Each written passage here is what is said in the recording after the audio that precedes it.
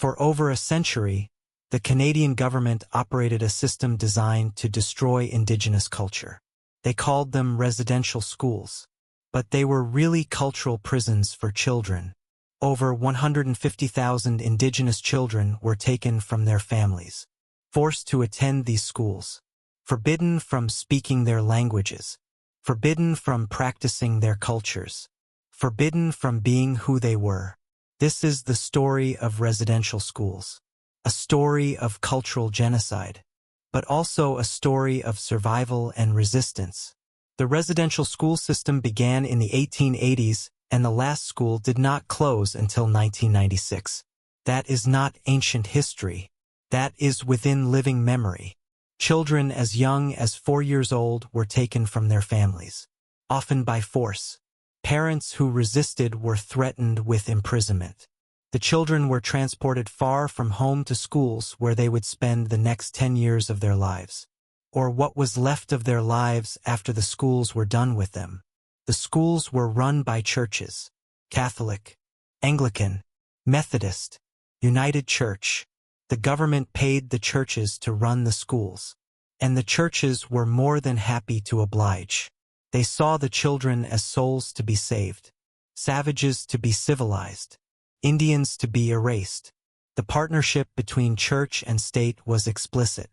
The government provided the funding. The churches provided the ideology. Together, they created a system that was designed to do one thing: destroy Indigenous identity. At the schools, everything was taken from the children. Their clothes were replaced with uniforms. Their hair was cut short. Their names were replaced with numbers. They were forbidden from speaking their languages. If they did, they were punished, sometimes beaten, sometimes locked in closets, sometimes worse. The goal was explicit: to kill the Indian in the child, to strip away every trace of Indigenous identity, to replace it with European culture and Christian religion. The children were told that their parents were savages, that their cultures were evil, that they should be ashamed of who they were. Many children believed these lies. Many grew up hating themselves, hating their heritage, hating everything they had been before the school took them. The psychological damage was devastating. Children who had been loved and cherished by their families were made to feel worthless, made to feel ashamed of their own skin, their own language, their own parents. The conditions at the schools were horrific. Children were malnourished. They were fed rotten food, thin gruel, spoiled meat. They were forced to do manual labor, cleaning, farming, laundry. The work was hard and the hours were long. They were subjected to physical, emotional, and sexual abuse. Teachers and priests and nuns beat children for the smallest infraction. Some children were sexually abused by the very people who were supposed to care for them. The abuse was systematic. It was widespread, and it was covered up for decades. Disease was rampant: tuberculosis, influenza, measles. The schools were overcrowded and unsanitary. Children died. Many children died. And when they died, they were buried in unmarked graves. Their families were often not told. Parents sent their children to school and never saw them again. They did not know where they were buried. They did not know how they died. They only knew that their children never came home. For decades, the graves went unmarked, unremembered, until recently, when ground-penetrating radar began to reveal the truth. In 2021, the remains of 215 children were found at the former Kamloops Indian Residential School in British Columbia. Then more were found at other schools, at Marieville, at Brandon, at Cowessus. Over 1,000 unmarked graves have been found so far, and there are many more to find. Each grave represents a child who was taken from their family, a child who died alone, a child whose parents never knew what happened to them. The discovery of these graves shocked the world.